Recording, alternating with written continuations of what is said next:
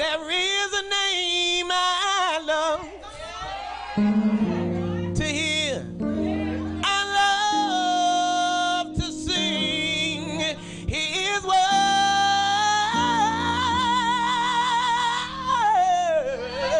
It sounds like music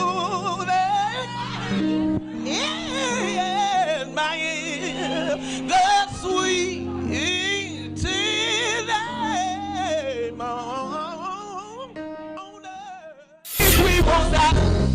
calling your name, sitting down, calling your name, calling your name, calling your name, we won't wait. Seeking your face, dear, seeking your face, seeking your face, seeking your face, we won't stop.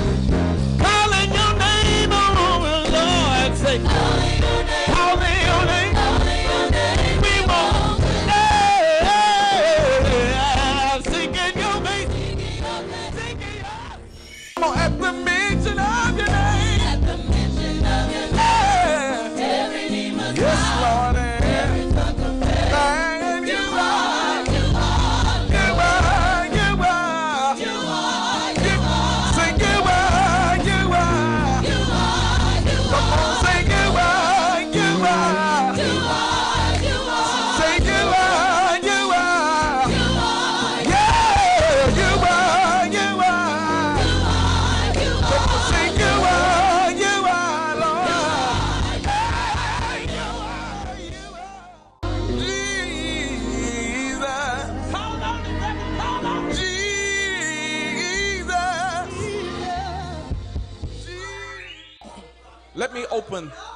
Let me open this little message by sharing with you today that not everybody is ready for next level.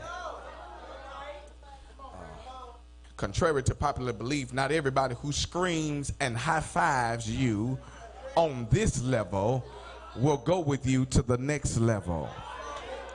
Why? Because, watch this, next level anointing is only for those who can make a now level adjustment.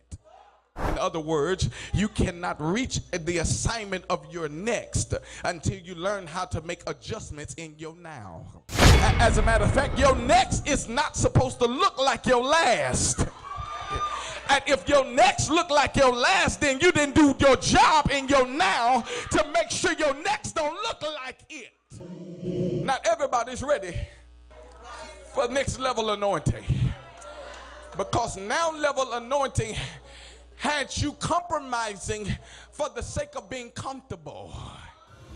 Because the text is tailored to teach us today that our disobedience will cause what we birthed to die. In other words, don't shout. Please don't shout. But in other words, if you don't want to go through another season of loss, you got to learn how to obey the instructions of God and not do what you want to do when you want to do it, how you want to do it. For every person that went through a loss, for every person that lost some folk, that lost some money, that lost some friends, God told me to tell you that your last loss won't even matter, because I'm getting ready to birth something new in you that has next level anointing. Recognize without anybody telling him that he already ain't ready for what's getting ready to happen. And it's a shame when you keep begging and asking God for stuff you know you ain't ready for. And so what he does is he asks God, he said, before you give me the stuff, all I need is wisdom. Even though you are the leader, you're the head, you're the one that's in control, you still need to be wise in your commands. Because watch this, you can damage other folk in the kingdom if your command is out of line. Let me pause parenthetically and tell somebody in this room, don't be so caught up in wanting control that you overlook that you really need to be wise in your commands. Some people want control, but they won't seek God for wisdom. It's a shame when you always want to be in leadership, but you can't follow leadership. Next level anointing says that it don't matter whether I'm in control or not, I still got a responsibility. I still got a calling. I still got a purpose. Then I got to follow the plan of God.